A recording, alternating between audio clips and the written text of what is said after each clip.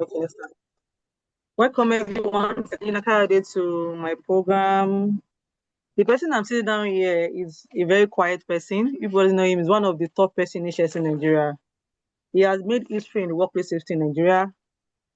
He's a charter fellow of IOSH UK, managing director of Kevon Consulting, and the first ever elected vice president of IOSH. You are not aware. He's one of the people that brought IOSH to Nigeria. That we can't just be doing more of abroad people. We want people in Nigeria here to be able to have IOSH membership. He brought it here for us. The man you are seeing here now. And he's the first ever president of IOSH in West Africa.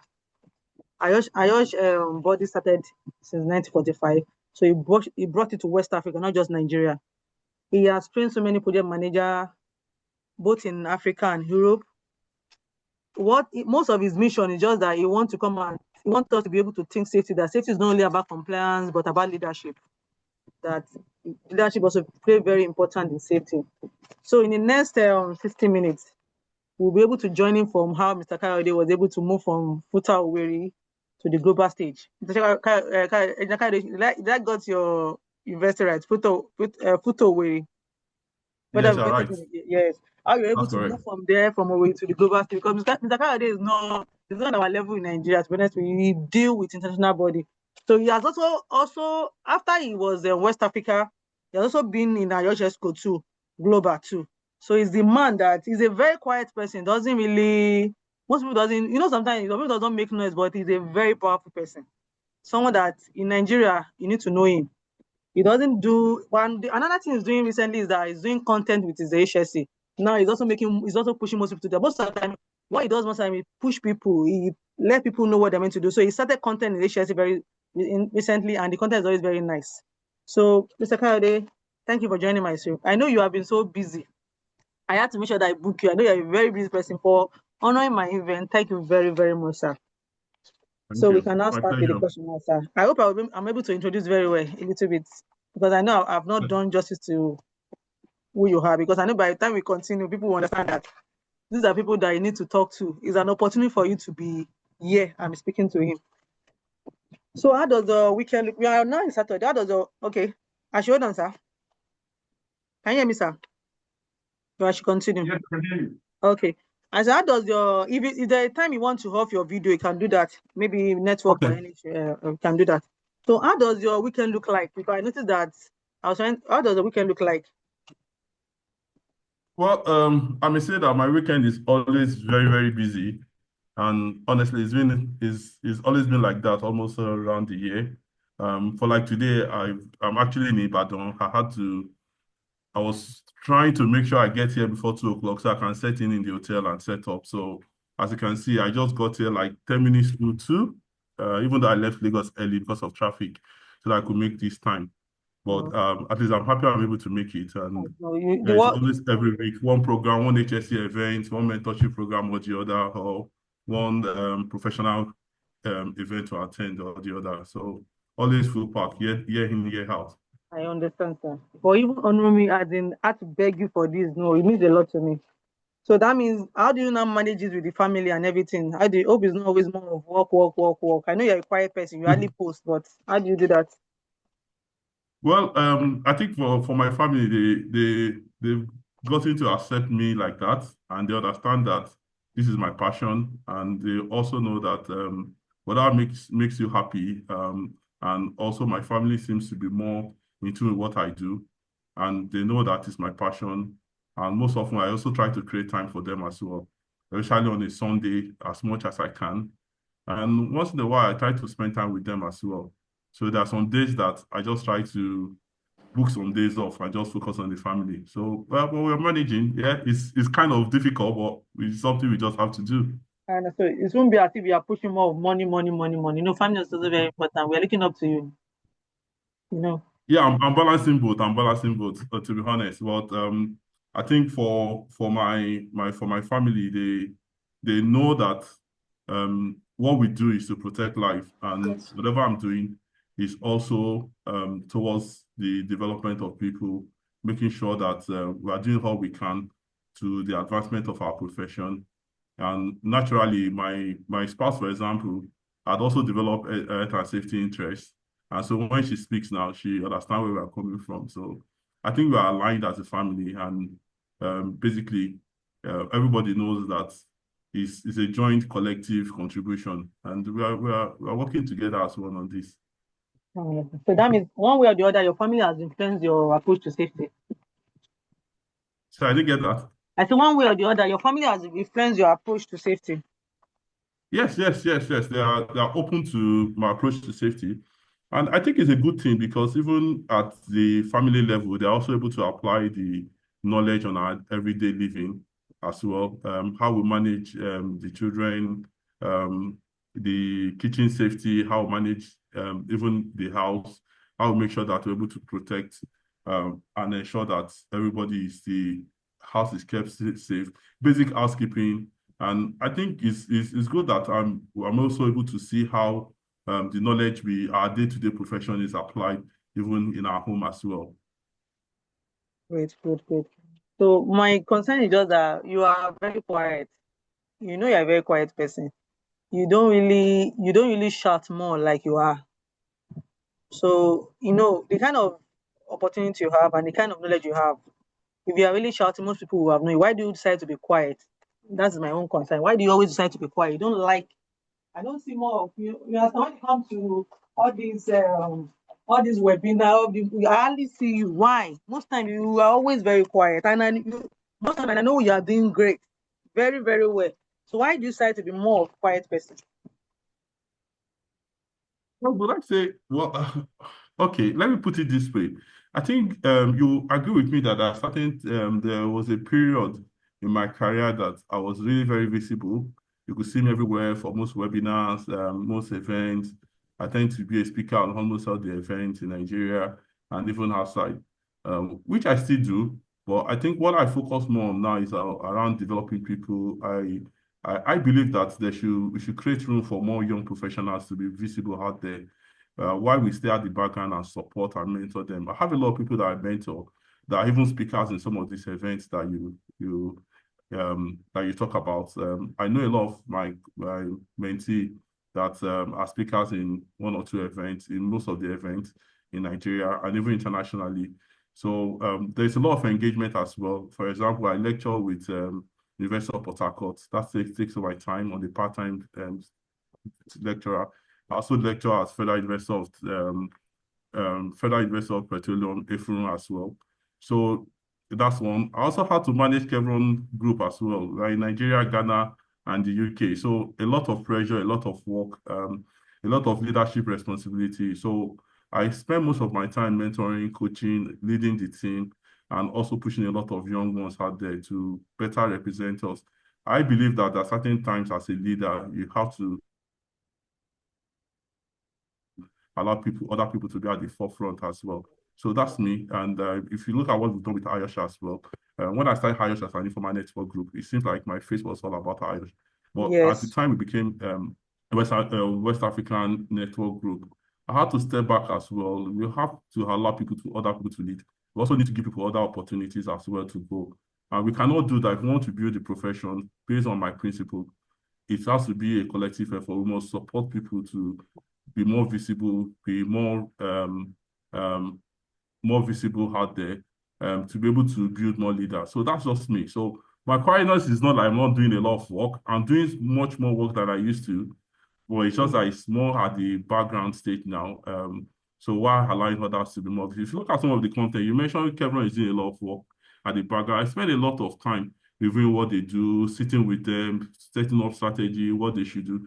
But you see my team face out there. It's not my face you're seeing. You've seen a lot. So, but I had to sit with them, guide them, make sure that whatever they are putting out there, safety message that is out there is professional, reliable, and we are also sending the right message.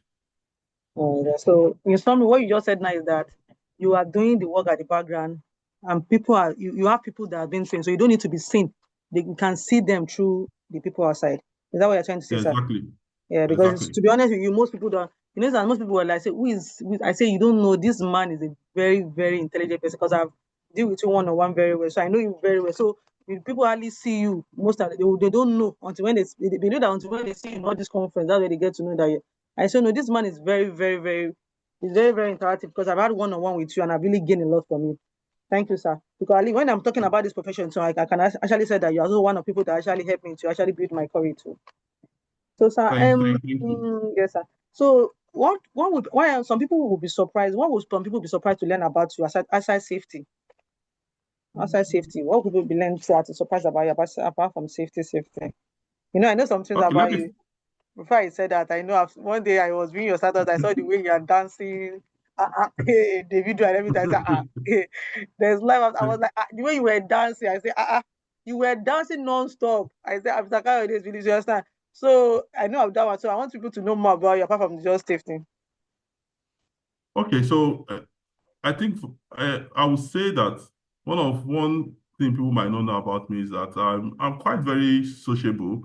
I'm a social person, but like you said, I might be quiet, but I can. Sometimes it's difficult for me to know where I am. Am I really an outgoing type or a quiet type? It's difficult, but I try to adapt to situations. But generally, I love music. I love to dance. I can't. My weakest point is I can't hear music without dancing. So dancing is one thing that I love to do. I love to listen to music as well. Then you might not know I play musical instruments. I used to be a very good drummer. So what else? What else? I love reading and I love anything about safety. So those are the key things. I know you might know about the safety aspect, but the other aspect that people don't know is that I love traveling. Um, I am a gym enthusiast as well. I like to keep fit, you know. Even though it's been difficult to lose a lot of weight, but I try to keep fit as much as I can. You always find me in the morning, either in the gym or trying to find a way to do one or two exercises. Then I think the other thing is music. I think a lot of people who are close to me know I love music. Whether I'm in the bathroom, I'm singing. If I have to walk, I have songs I need to play. So yes, I'll say that's all about me. Then if you're Wow. close to me, you know that I can be very jovial as well. But you need to be very close to me to know Yeah, that. exactly too, because it's true. Because you are always very serious. But when you talk, sometimes you can very yeah, you're right, sir. You went to Futo Weri, whether I met technology Weri. And from there, you have worked with different projects, different country. So far, so good. What was the biggest culture shock you have seen so far in this Me, career? for me, the biggest culture shock for me is moving from Futo Owerri, as from being a student. Suddenly, I find myself working in the bank. I worked as a banker at some point at the early stage of my career as in marketing. Then went overseas, studied for my master's in health and safety. Um, being influenced by a good friend of mine, and God bless him for that. His name is Engr. We were students together. I know that he had his 6 month IT then with Shell, and he used to talk about health and safety with a good friend of mine as well. It, most times when they talk about safety, I was like, "What's safety? You know, what's this all about?" So that arose my interest, and suddenly I went for masters in health and safety. But I think the biggest shock for me is that moving from theory to real life practice, you begin to see that all what you are trained as a mechanical engineer, we do a lot of calculation, theory, engineering principles, what you can do with that, but even at master's level, when I then went for master in health and safety, we were taught a lot of theory as well, but I think the biggest shock is how do you translate all what you've learned into practice? You begin to understand that, yes, in engineering, you build systems, okay? But in real world situation, how do you translate the systems into ensuring that people are safe? So translating theory into practice, you just realize that it's quite a two different thing entirely. So the summary is that when you step onto the real project, you realize that people management, culture, attitude, behavior are just as important as technical competence. You can have the good technical competence, but that would not be enough to drive safety in the workplace. I suddenly realized that all I need to know is more about people management. if I have to drive culture, I want to build attitude. One of the key things that I realize in practice is that you must understand people. You must know how to change people's perception. You must know how to manage stakeholders.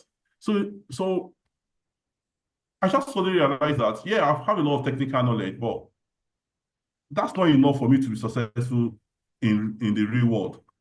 There's more to being successful as a worker or as an HSC practitioner or in any spheres of aspect of profession you find yourself.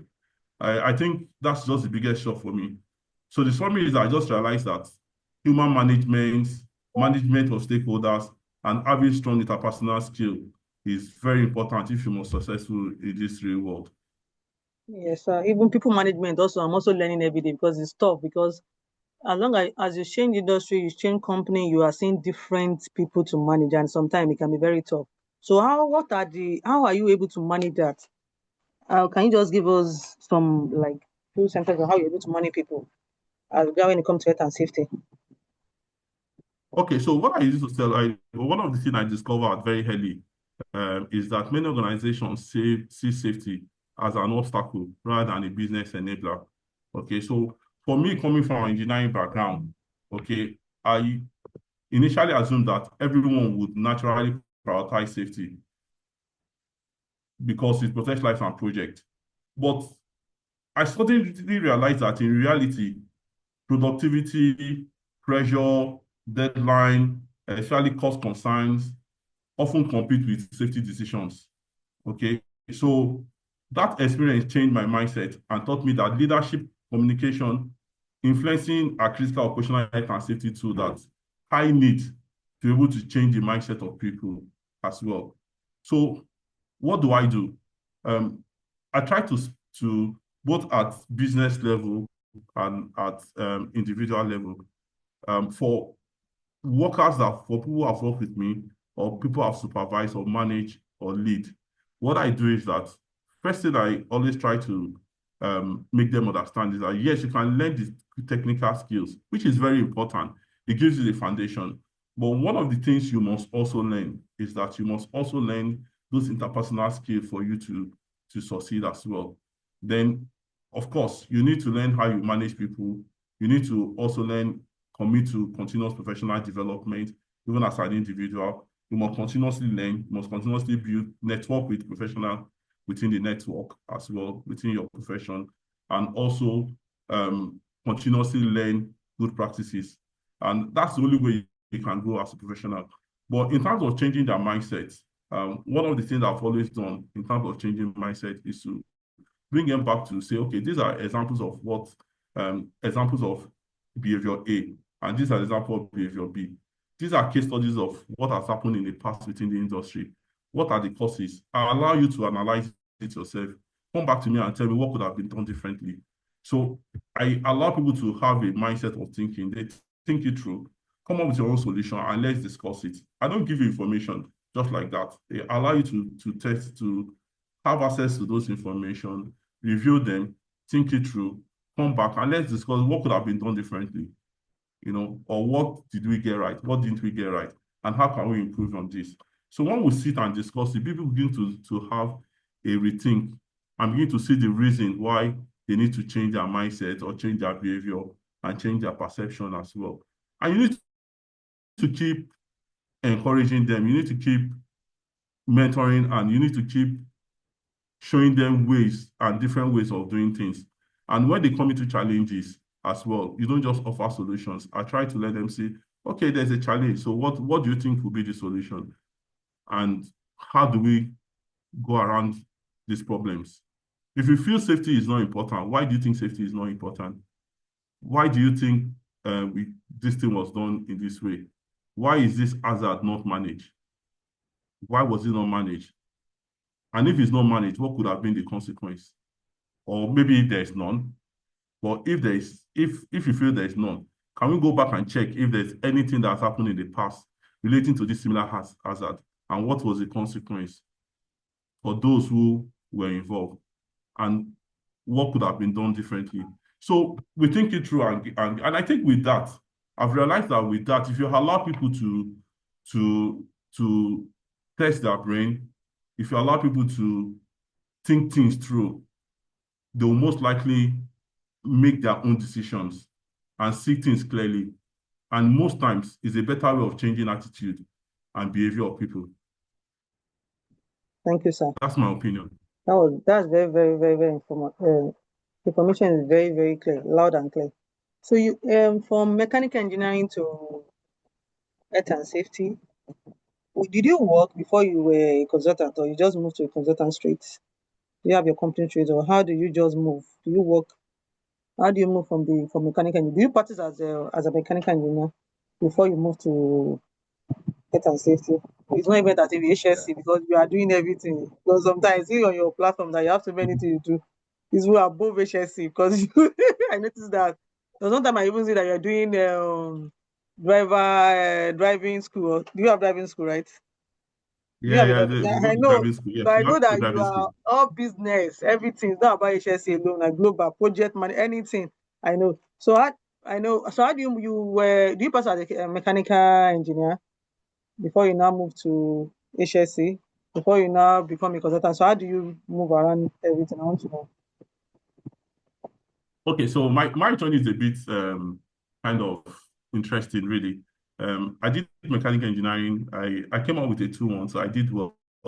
So I think I love mechanical engineering as well. But I also practiced for a while. I think in Futo, you do your 6 months internship. So at that time, I knew I could do a lot of had a bit of design knowledge.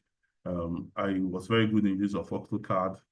I worked with a firm that was into um, repairs of cars. I also work with an architectural firm as well, which focuses more on MEP design for buildings as well. So I had a bit of knowledge in mechanical engineering, which I practiced for a while. So, but I think after my NYC, I joined a bank called Bank. I would say that was my first proper full-time employment. I would say with Finbank. I worked with Finbank for 2 years. After Finbank, and then, like I told you, I used to have a friend, God bless him, Jonas Ajegre, who was someone who exposed me to safety at that time because he was working with He's Jonas even on Ajegre. this call. He's on this call. He must be a very good friend. He's on this call. Oh, really? Yes, Oh, Edward's. if he's here, then Yeah, Mr. I'm Edward, surprised. I didn't I even know think he he's was here. there. He's here. He's here. Oh, okay. Thank you. Oh, Jonas, good to know you're here. So he's a very good friend. He used to talk about health and safety then. So that rose my interest. And when I was going overseas to study for further study for MSc at Middlesex University, I decided to go for that same course. So I started my career in health and safety after my master's in Middlesex. But what I tell young graduates today is that you need to commit to continuous professional development. And as at that time, in the UK, it's quite difficult for you to, there used to go, for you to get a job, you have to ask, you need to get sponsorship as at that time. So but what I did was I took up a lot of internship program, unpaid intern. I worked with 1 or 2 companies then, unpaid. I did that for a couple of 6 months. I was doing some part-time work, which is not safety, but I was using most of the money I was getting from those part-time work to fund my transport, my feeding for my internship program. So I do night work. Then in the morning, I have to go for my internship program. So every money I had was spent on that. So I was building good experience, very good experience, mainly in construction. So by the time I did that for a while, I knew I had built the experience for me to start applying into different organizations. So after that time, I set up my own consulting firm, really. So I was getting job as a consultant as well until I met my mentor, who is now the highest president-elect, Sean Lundy. He was my head of department at Middlesex then. So I met Sean and I told Sean, you know what, Sean, I'm doing so well. I've just started my own consulting firm and I think I'm doing so well. That was in London then. And Sean told me something, which I said is the present IOS president-elect. So he told me, he said, Valentine, you know what?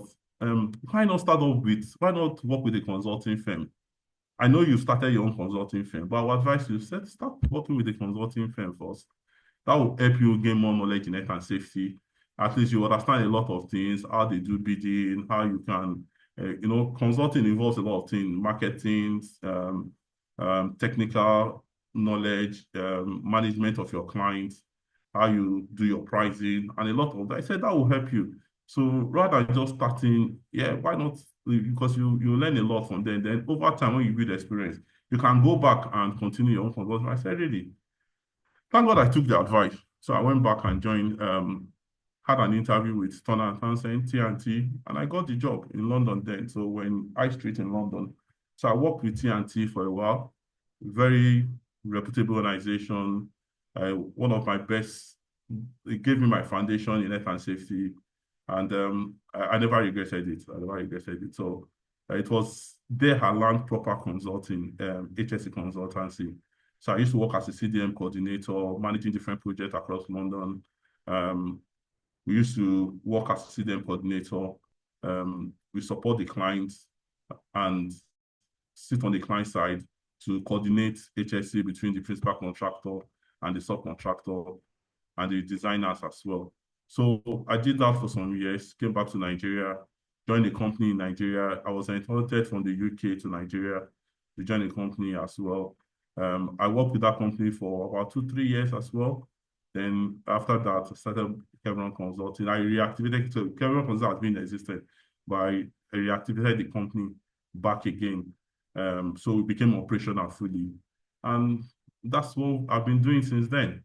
So I would say my career has been from mechanical to banking back to health and safety, mainly health and safety consulting. But consulting then gave me room to work across different sectors. As a consultant, you're servicing oil and gas, construction, manufacturing, FMCG, telecom, and it opens my knowledge to a wide range of sectors as well. Then started my own business, and that's what we've been doing to today, and it's quite enjoyable. Yes, it's really yeah, I don't know if that answers your yes, sir. question. Yes, sir. Yes, sir. I say you are a big man, like I always say, and it's showing. You are working. The action is showing. People are seeing it. Even though sometimes, like I said, you're a quiet person, but you have a lot of action. I always say. And another thing people doesn't know about you that you are the first African Irish vice president. You are the first person. I remember the election then. I think I watched it. I saw the video. It was not done online. It was not. It was physical. You are the first black person that Ayosh will pick as vice president, and that was a very powerful one. So can you walk us through how does the moment feel like? How do you even think that you can just stand out and be the first? Because then it wasn't mean the white people. You are the first person. I remember then that was.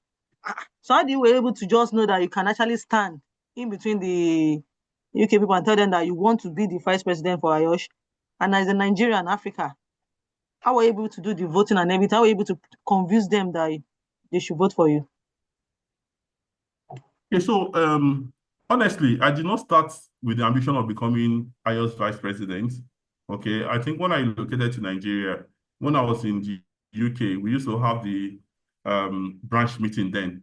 And because I really wanted to grow, I was trying to build to become a CMIOS then. So I started my IPD years back. So when I relocated back to Nigeria, I realized that there was no branch. I couldn't attend any branch meeting because I realized there was nothing like that was existing in Nigeria. And I was wondering, okay, how do I continue my IPD? And with IPD, when I go to branch meeting, I'm able to network with other HSC professionals, and I was able to network and also get mentors from people I meet on a daily basis, especially during the branch meeting. So, but back to Nigeria, it was just as if I was just in a world of my own. It was a new environment, no HSC professional I could network with. So I reached out to Ayosh and said, you know what? Is there a branch I could attend? They said nothing like that in Nigeria, that they don't have any branch in Nigeria. I said, what? You don't have a branch in Nigeria? So how am I going to continue my IPD? So what I then did on my CPD as well. So what I did was I then mirror what the branch meeting used to look like. So I wrote to them, can I set up the IOSH informal network group? They said, no, you can't set up a branch, but you can set up an informal network group. So I said, okay, that's fine. So that was how I reached out to some other professionals who were very helpful at that time. People like Cynthia Ozobu, I remember Dapo Omolade as well, and one or two other professionals in the industry as well. So, and sorry, I can't mention all their names. I can't remember all the names now, but they were all really very helpful. So we started the HIOS network group then. And that was how we started, at my office then in Olariwaju, Orekun. So people started attending. We used to invite speakers from different industries to come and speak. And suddenly, it started growing and growing. It used to be self-sponsored then. We also get sponsors from attendees. People also support the network at that time. At some point, we had to move to an hotel, which I had to pay a lot as well. We also got support from some members as well who were supporting. People like Dapo were supporting. Cynthia, what's his name again? I've forgotten his name again, but I'll remember maybe before we close the meeting. So anyway, the summary was that was how I started. And within a short period of time, we won an award with is it Nigeria Safe Award? And we were very visible. We had a lot of both on-site and off-site events. We were creating awareness about health and safety. I think health and safety was beginning to grow. Beyond that, we're also pushing for people to maintain their CPD. We're supporting people to build themselves in health and safety as well. We're advancing the profession.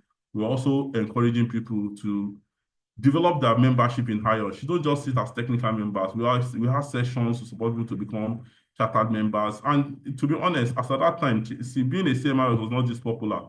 We started it then. We started encouraging people to become CMIOS. We were mentoring them. I had a lot of people I was mentoring them to become CMIOS. Then suddenly, boom,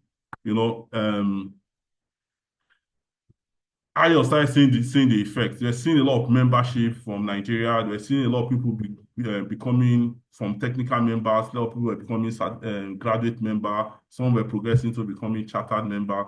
So at some point, I said, you know what? We have to start supporting these guys that are doing so well.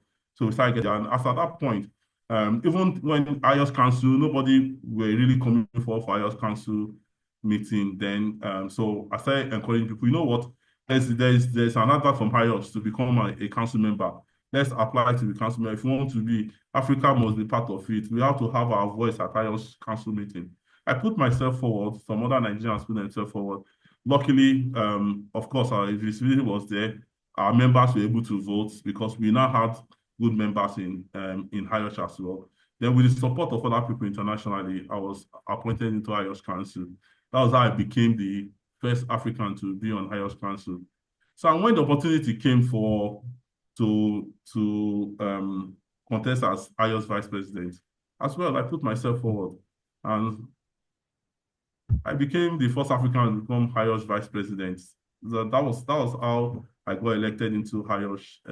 So from from being first to become HIOS Council member to becoming first African HIOS Vice President as well.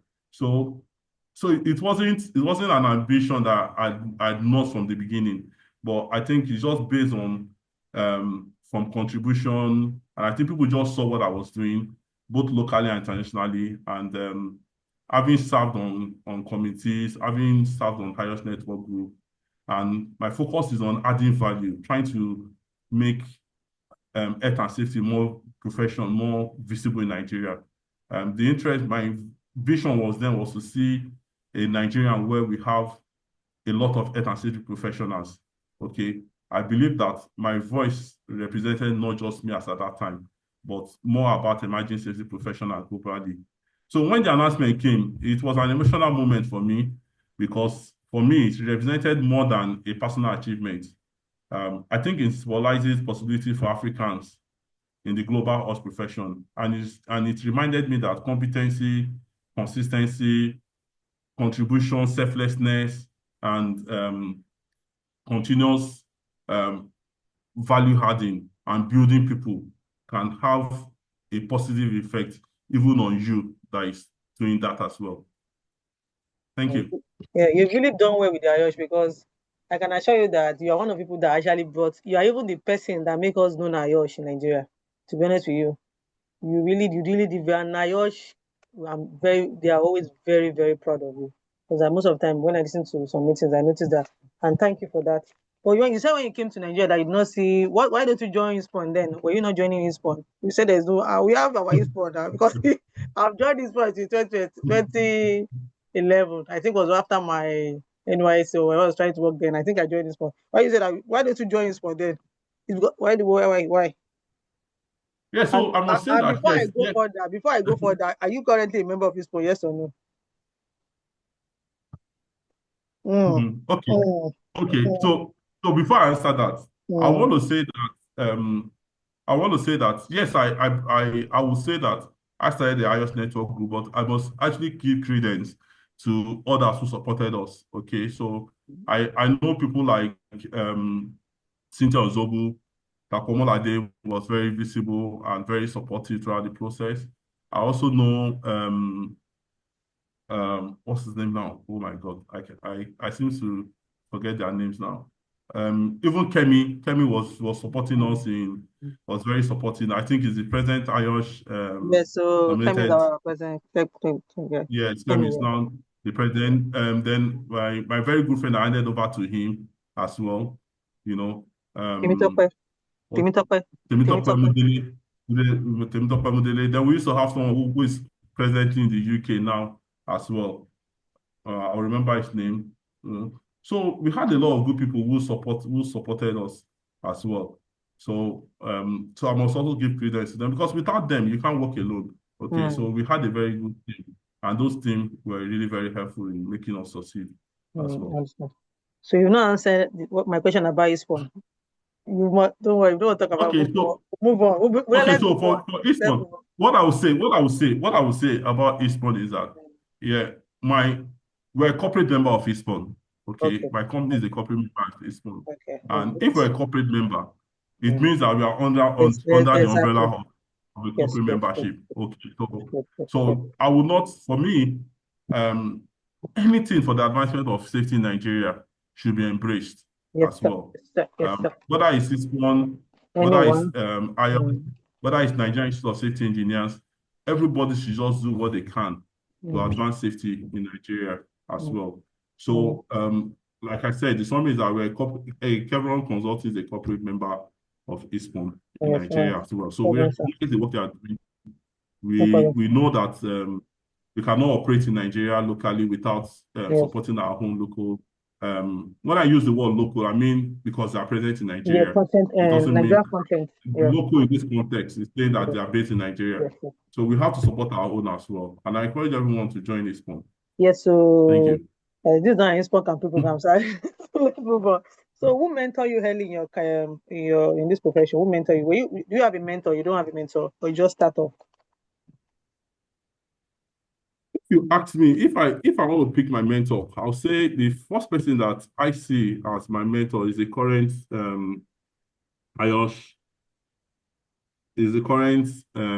IOSH president.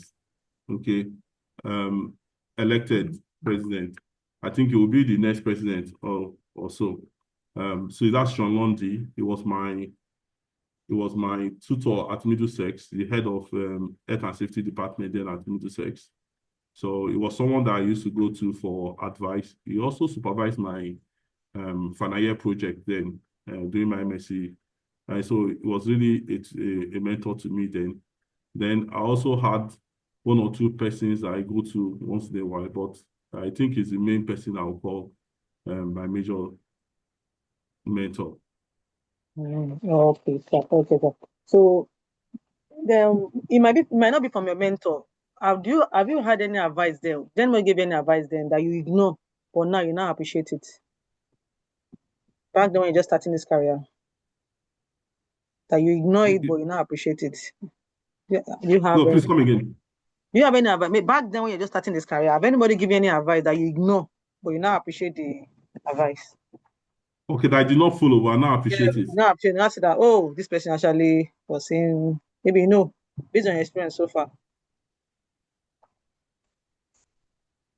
Well, to be honest, I can't really pinpoint any because I consult a lot. That's one thing about me, okay? I consult a lot and I weigh options. Anything I need to do, even for my employees at work, you'll be surprised that I go to the list person and ask them, this is what we want to do. Look at it, advice. What do you think? Or sometimes I sit with my team and I tell them, you know what? Let's think. What do you think? Well, so I consult a lot. And once I consult and you provide a feedback, I look at it critically and I don't allow my emotion to overweigh whatever suggestion someone has given. So most times I find out that even when my intuition does not agree with your advice, but I feel that advice is the best, I'll go with yours. So for now, most of the advice I've given, luckily, I've always applied them in practice. So I'll say I've been lucky not to ignore any advice. So at the moment, I can't think of any that has been given that I did not follow. And I think for others followed, when I look back now, I say, yes, thank God I listened. Great. Good to know. Good to know that. I read through your profile on LinkedIn and you said safety is not compliance, it's about leadership. Can you share a time when that belief was tested on a high-risk project? You said safety is not about compliance, that is about the leadership. So can you share a time, based on you've done so many high-risk projects, where this belief was tested? Okay, so as a leader, okay, what I said safety is not just about compliance, it's about leadership. Because businesses, as a leader, one of the key attributes of a leader is for you to be able to allow people who are on a project with you to see the reason why the project is existent and to see the business value, okay, that the investors or the project owner hope to derive. So for us, or for my team, or for people I've led, that I lead, even in Chevron, when we have projects, I sit with my team. I say, you know what? We've been engaged as an HSE consultant on this project. One of the things we need to understand is that we're not just going into this project to drive compliance. Yes, we need to drive compliance. Yes, we need to monitor compliance. Yes, we must ensure that compliance are adhered to.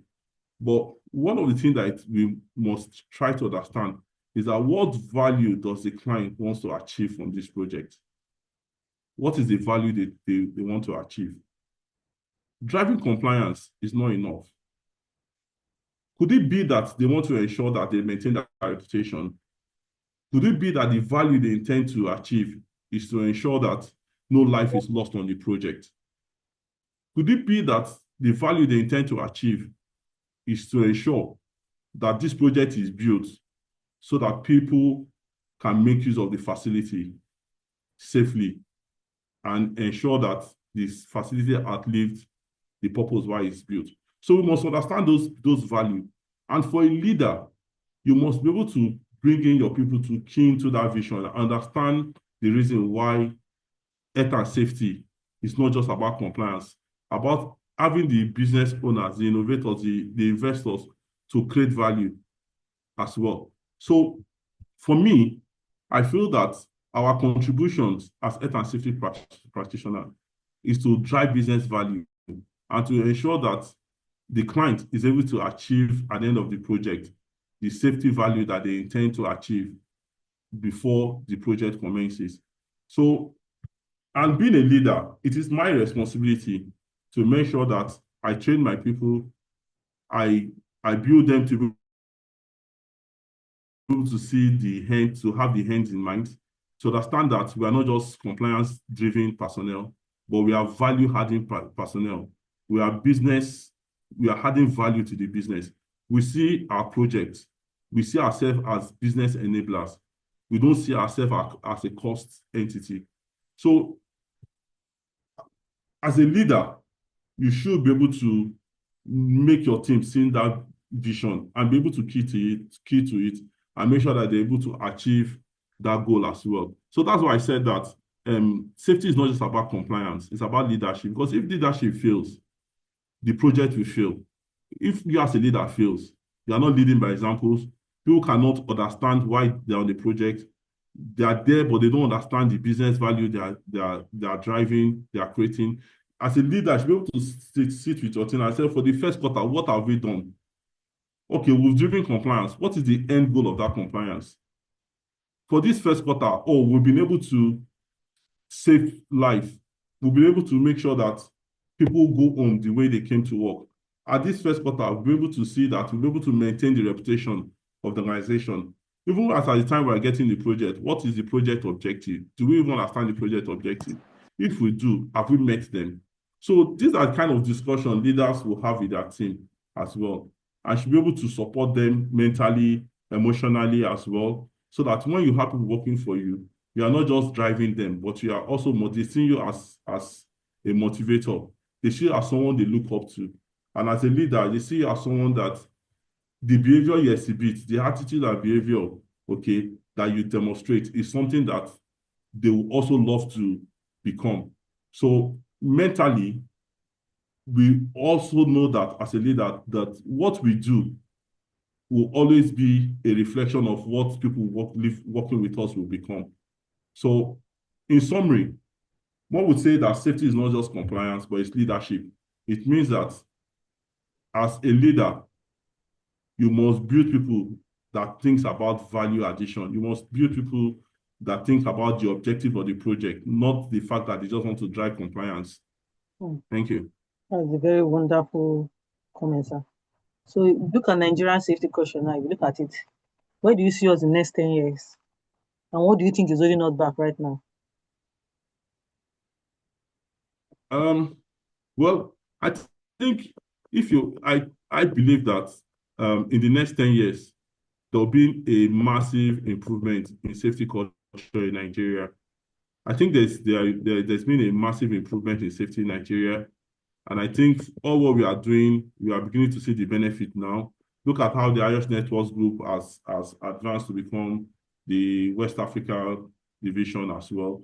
Look at what, for example, Nigerian Institution of Safety Engineers, they're also doing a lot as well. They came up with a code on construction safety, which some of us apply on some of our construction projects as well now. Look at the EASPON as well.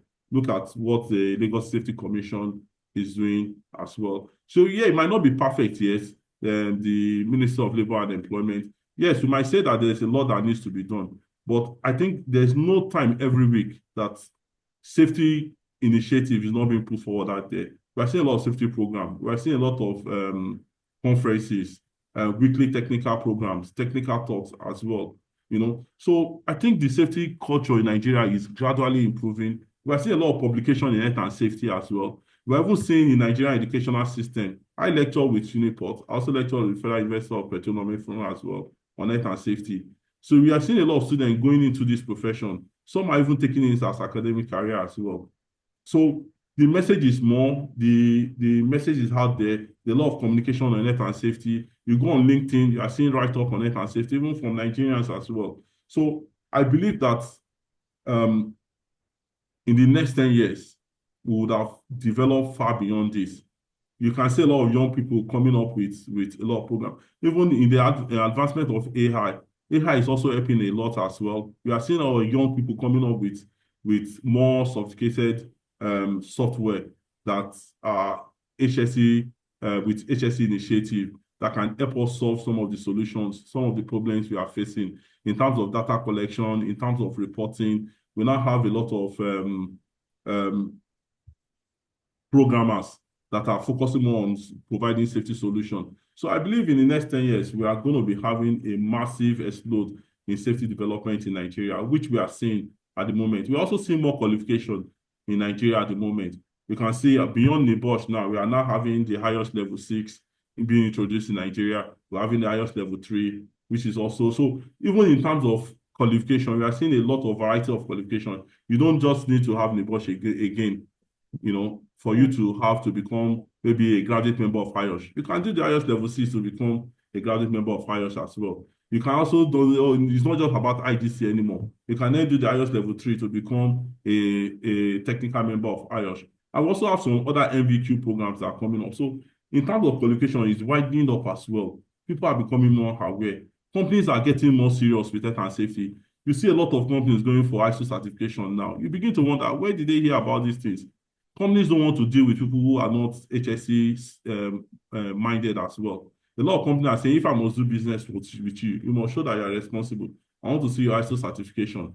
And we that in consulting, we are seeing a lot more business coming to say, you know what, come and help us, provide solutions to us. We need to do hazard study. We need to do a safety case. We need to have ISO certification. Can you help us set up our management system? So more and more companies are coming with trainings and the rest. So I think we are in a good era in Nigeria. We are growing, and I think we'll still, in the next 10 years, honestly, look at what you are doing. Wonderful work. You are bringing me here to come and speak. Why? You are creating awareness about health and safety as well. And you are also doing a good, you are also one of the contributors to the advancement of safety in Nigeria. And I think I love you for that as well. Thank you, So sir. for me, you are I love you getting more there. too, sir. Thank you. I love you more too, sir. And I'm growing. I want to grow up to be like you. To be honest with you, you understand? I want to Okay. go to the reason why I actually started this program is that most people don't have opportunity to meet people like you on a one-on-one. So I just like there's no point of hiding this information. Many people want to be like people I'm bringing. They want to be able to speak with. That's why. So that's why, and I'm so happy that many people are learning because most people think that you just get it start very easy from the beginning. They don't know that most of these people are looking up to, they actually struggle to get to where they are. So that's actually why I started this program. And many people have learned. So it means that we can be like you in the future. We can also be more than you. Yes, that's what we want. Even more than what we are doing. As we are taking the backstage now gradually, Yes, and we're sir. expecting that No, you are more not taking the past ones yet. are You're just coming. starting. Yeah, so You can't take the past year. You're just starting, sir. So how do you see this? The kind of leader we have now, people below me and people like me. What do you hope will become the next generation? How do you think we should be? But what kind of leader do you think we should be? What kind of advice can you give us? Because I know that most of us we are always too desperate. Everybody want to, some people will just finish maybe in their Bosch IGC. The next day they want to collect 1 million, 1.5. They don't even want to go for any to learn. So what kind of leader do you hope will become from what is happening so far? I think one of the two true attributes of a leader is having sufficient time to understand that there are opportunities for growth. Okay, you're not going to grow overnight. You're going to learn. You're going to learn from your mistakes. You're going to connect with people who are leaders in the industry. We want to learn from them. And unfortunately, we are seeing a lot of people becoming very, very impatient. Okay, people just want to get a high position without actually going through that teaching period of trying to build their skill, build their knowledge, and all of that. So I think what I would say is that for this generation, you need to understand that there's always a teaching period. There's always a period for you to learn. There's a period for you to grow, and there's a period for you to mentor. Okay, you're not just going to move. Like I told you, when I started, I did a lot of internship. I had to even fund some of this internship without payments. I did that for a long, just to get the work experience. Okay, so you cannot be a good health and safety practitioner if you don't have the hands-on experience. There are times that you need to go into the field. Hands-on is very important. You need to have that hands-on experience. If it has to take you to take a back, even sometimes some of us are still, even at the time of working, I can tell you that as I speak to you, even as the MD of Chevron, I still have people that I still sit with and say, come and teach me this thing. I want to learn. And let me see how you've done it. Oh, okay, so this is how it's done. Okay, we'll go and apply it. So sometimes there are areas that I might not be very competent in. I bring in an expert and I work under the expert. I say, you know what? As far as this project is concerned, I cannot be the leader. Forget I'm the MD of Chevron. And you are the senior principal consultant on this project. I'm the what? The trainee on this project. Because at that stage, I'm sitting behind. As far as that project is concerned, I can't lead it because it's not my core area of competency. I'm still learning.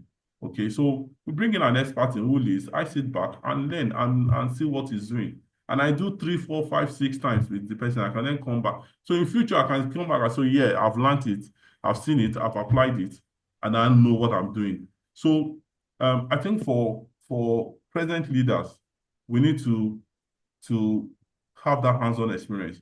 The other aspect I would say about current leaders, we need to show empathy as well. Leaders must show empathy. We should not be seen as people who just want to drive people to get results. You must understand, you must also show the human elements, understand how people feel, understand them beyond just being an employee to you. You must know how they feel, what is their concern. If there are other areas that you feel you can be of support, do it. You know, for me, I don't know about people. We at Kevron, we have certain every last Friday we sit with our team. We have by 2 o'clock the work is shut down. We had a session. We sit. You spend 2 days a week working from home. The other 3 days you come to work. You know, you're working from home. So we have some kind of a bond. We have a section where in the office where you can sit as a lounge. You see it. Sometimes I work with my team. I say, hey, come, let's have a chat. They're in my office. We are talking how Arsenal after 22 years just won football. After 22 years. So we are talking about football. But at that moment, I want to connect with your belief. I want to understand your emotion. I know that if I talk about Arsenal with you, then you'll be happy because you just won the Premiership. So what I'm saying is that we also need to show empathy. And if you are a Man City fan that has arrived to work that day, I want to say, oh, okay, you know what? Let me buy you lunch because you've just lost. You know, so you don't want. We have to show empathy as a leader. Okay, then you must build people. You must be able to build people. If you can't build people, you can. I know that most times, because of the kind of awareness we have about this generation, sometimes you get the, I would say, is it the high level of impatience? Everybody just want to work 6 months to get job somewhere and move on. Just move on. So it's also difficult for leaders to make decisions to support and grow people because you grow in the next 6 months, the person is gone. But the reality of ground is that you must continue to support and grow people. Okay, so for me, I would say that the summary is that as leader, we must show empathy. As a leader, we must lead by example.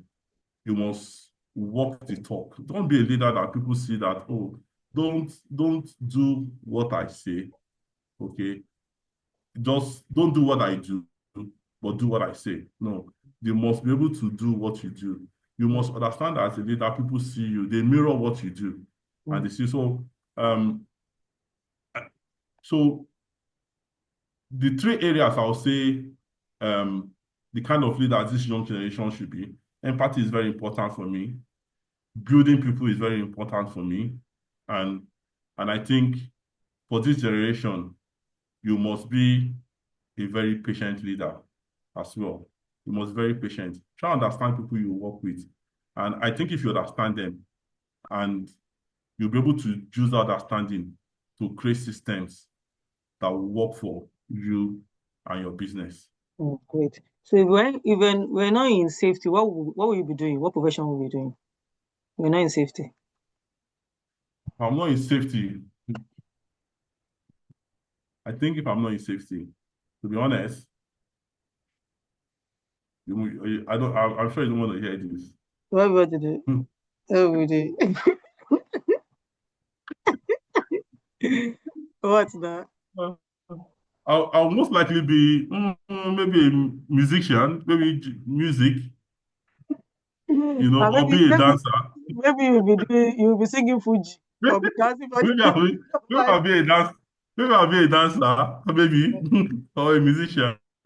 Wow. But I think, maybe that's what. I imagine that, seriously. Imagine you're just the video of our time. You'll be singing. It's possible. We'll see dancing your step down. Or maybe the singing will be on net and safety. Who knows? Someone has not started that. I think someone has not started that. Someone needs to start that. Since there's no go ahead and safety. That's good to know. So in this career, have you seen any worst safety violation? Like God, what kind of violation is there? Have you seen that before in this career? What kind of what? As the worst safety violation you have ever seen. The worst one I said, no, this is serious. Worst safety violation. the worst safety violation have you ever seen in this career? Violation. Yes, you're saying, The worst safety violation. what kind of Yeah, range? I've seen. Can So you to be tell us? honest, in this profession, we see different types every day. So it's even difficult to even know which of them are we even going to call the worst now. Worst one that you have seen? Just give me one worst one you have seen.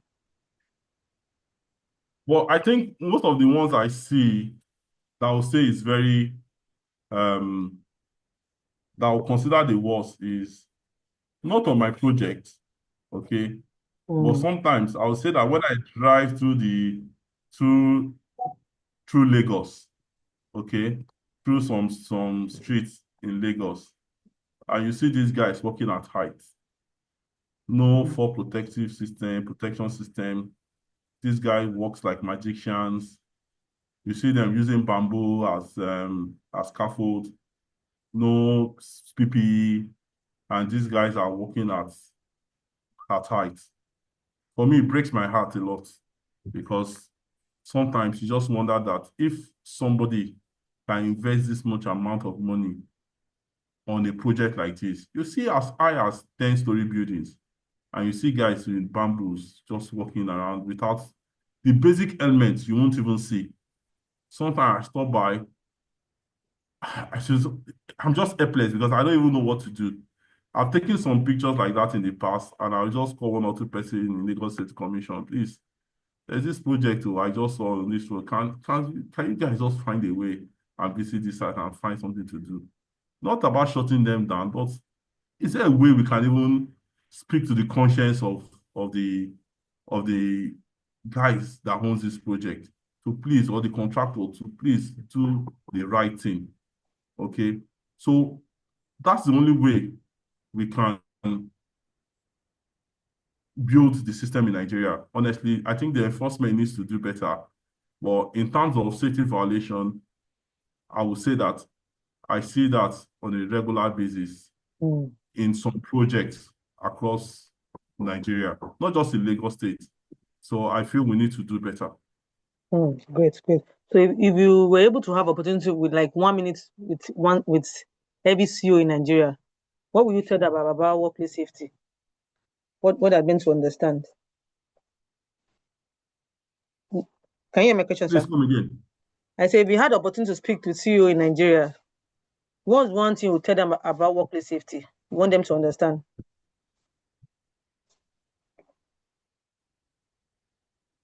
Can you hear my So question? for me, I'll say that if I have to speak with any CEO in Nigeria, one of the things I will tell them is that they need to change their mindset about how they see health and safety. Okay. I'll tell them that safety is not a cost center. Okay. They need to understand that safety is a business sustainability strategy. And any organization with strong safety culture would perform better operationally.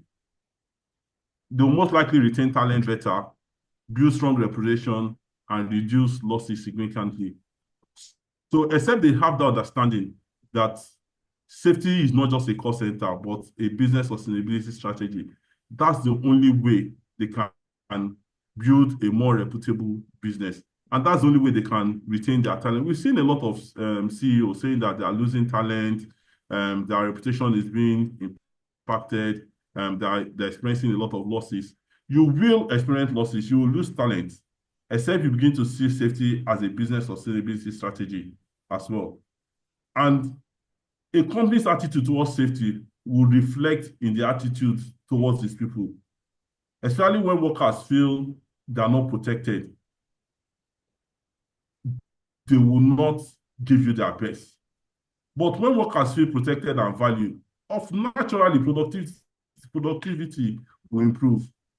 So for me, if I have to see with any CEO, I would rather remind them that leadership behavior shapes organizational culture, and employees often will follow leaders that does not just tolerate, that does not just that does not just establish policies, but demonstrate those policies and put them into action and lead by example. So the summary is that we need to get to a point where CEOs see safety as a sustainability strategy for their business. That's what I'll just tell them. You're very correct, sir. We're running up, sir. We're running up now. So tell us about your company, what you do, and how we can connect with you. Okay, so Kevron Consulting is a health safety and consulting, environmental consulting firm. We are into health and safety consultancy and training services, and we are known to deliver technical safety studies like ASOP, safety case, and other technical safety solutions as well. One of our key strengths is in supporting HS project safety management. We are source consultants on projects. We are supporting a lot of projects in Nigeria for construction to data center to oil and gas and manufacturing. We are source consultants on projects and we support project delivery as well. In terms of training, we are accredited with IOSH. We are the only Nigerian company training provider globally that is licensed to run the highest advanced project safety management. So you can't run that course anywhere except in Nigeria and with Kevron. We're also licensed to deliver the highest level 6 in health and safety that you can use to gain certified member of IOSH as well. We also have the highest level 6, level 3 as well, which progresses you to become technical member of IOSH. We also found different technical safety programs. And one good thing, unique thing about Kevron is that we also deliver customized courses for businesses. So we don't just give you on-the-shelf solution. We also deliver solutions that are tailored to the business areas and needs of the business. So in summary, that's what we have. We are supporting projects in Ghana, in Nigeria. We also have presence in the UK as well. And anywhere you have a project, just call us. We'll support you. And we are growing a lot of people. We are supporting people across the globe as well. Personally, I'm also supporting a lot of people who want to become chartered member, who wants to grow their business as well, who need support on how they can build a career in health and safety. So that's all we do. Thank you.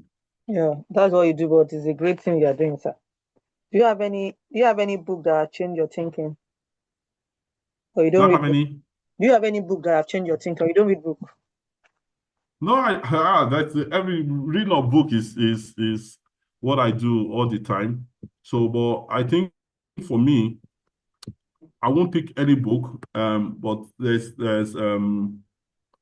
let me see, among the books I've read, I would say that one of the ones that I think has been very instrumental in thinking the way I do is, let me see, I have a lot. I want to choose one among.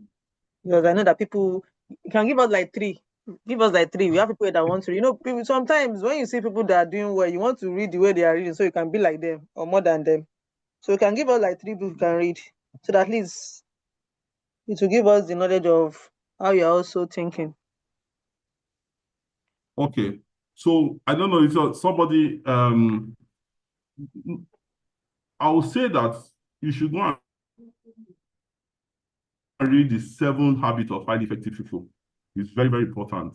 Okay. So this book will change how you think. It will teach you about leadership, discipline, and long-term effectiveness. So I think that's written by Tim LaHaye. Okay. And in fact, there was a time I used to have it as in my signature. So what's the title of the book again? The 7 Habits of Highly Effective People. Okay. Okay, so you can read that. Okay, so another one you can also look at is, I know this is very popular, but if you've not read it, read that for that. I don't know if I know most of us very popular. have read that. So I'll take that out if I know most people would have read that. Okay, so go and read the 21 irrefutable laws of leadership. It's also very important. The 21 irrefutable laws of leadership. So it gives you practical leadership lessons that apply to both in business and personal life. That's also very important. The 21 irrefutable laws of leadership is also very important. Then Who Moved My Cheese? I think if you've not read that, please go and read that. Who Moved My Cheese? It's a simple but impactful book about adapting to change and remaining flexible in life and work. So you can lay your hands on these 3 books. They will help you in your leadership skill, in building your leadership skill as well. Great. Thank you, sir. Thank you for sharing that with us. Thank you very much. What's the final message you have for our audience before we round up finally? So I will now have to stop. So yeah, what final message do you have for us? Okay, what final message I think my final message to everyone is that please, whatever you're doing, as you try and look for ways to practice whatever you've learned. Reading is very important. Networking is also very important. Your professional skill will build you, but your network will take you far. You can be the best health and safety practitioner in the world, but if you don't have the right network, then you might just remain where you are. Network will give you the right jobs you need. Having the right network will give you, when you don't have solution to things, you might just have someone within your network might be able to give you that solution. So I would rather say that if you must grow as professionals, please network. I can never tell you more than enough. It's helping in my career, it's helping my business, and it's still helping me to today. So network is key. Then lastly, if you have a knowledge, learn how to commercialize your knowledge as well. You must learn how to commercialize your knowledge. If you know, and there's something that you know, no matter how minute it is, there's somebody out there that needs that knowledge. Okay. I had someone who was a civil engineer who said, I've been looking for a job. I don't have a job. I'm looking for a job. And I said, do you know a lot of civil engineers who had graduated but don't know how to use measuring instruments just to measure? The tape that you use every day. Do you know a lot of people that don't know how to use it? And he said, but I said, okay, you know what? Just put a training hat and say you want to teach somebody on how to use measuring instruments. And by the time he put that training, he was surprised a lot of young graduates that were coming to him to learn that. And I said, what? I said, hey, you know what? No matter how much little knowledge you have, you must be able to know how to commercialize it. And I will say that try and know that focus more on your strength than your weakness. You can't know everything, but the one you know, try and build on it. Don't ever get intimidated. If you move into a room, there's somebody that does not know what you know. Exactly. So try and build your confidence, learn to be confident in what you do. And for the ones you don't know, be clear that I don't know it, and learn to then read more or learn to close that gap for the areas you don't know. But don't let what you don't know kill the confidence about what you know. So, and lastly, I know you mentioned, for example, you said, we run a training school, a driving school as well. Everything we've done, for example, in Chevron, is based on translating knowledge into practice. I did my PhD, and my PhD was something around developing hazard perception tests for driving in Nigeria. And what I do like the PhD, I was not just looking at PhD because I want to get a PhD. What problem do I really want to solve? And I realized that my PhD program was tailored towards improving safety on Nigerian road. And what did I do? I commercialized the knowledge, and I brought that knowledge back into a business. So if you are coming to our driving school, it's not just because I just want to teach you how to drive. Whatever I've learned in PhD, we're integrating it there so that when you come, you are seeing a different experience, or you are getting something new from anything you get on any of those driving schools. And we also registered with the Federal Road Safety Commission. It's a proper training school. But it started from somewhere, from PhD. We now commercialize it to become a business. So what I'm saying is that in the long time, whatever you are learning today, have it in mind that it might be your source of survival tomorrow, even at retirement. Thank you. Thank you very much. Thank you, Engineer Kayode, for this section. I know you're a very busy person. For honoring me, God will honor you too. God will honor you too in everything you do. So we're gonna take like 10 questions, 10 minutes. Then we have 10 minutes more. I'm going to stop recording now because some people might want to ask questions. They might not want you to go live. If you have any question, you can ask your question now. I'll stop recording now.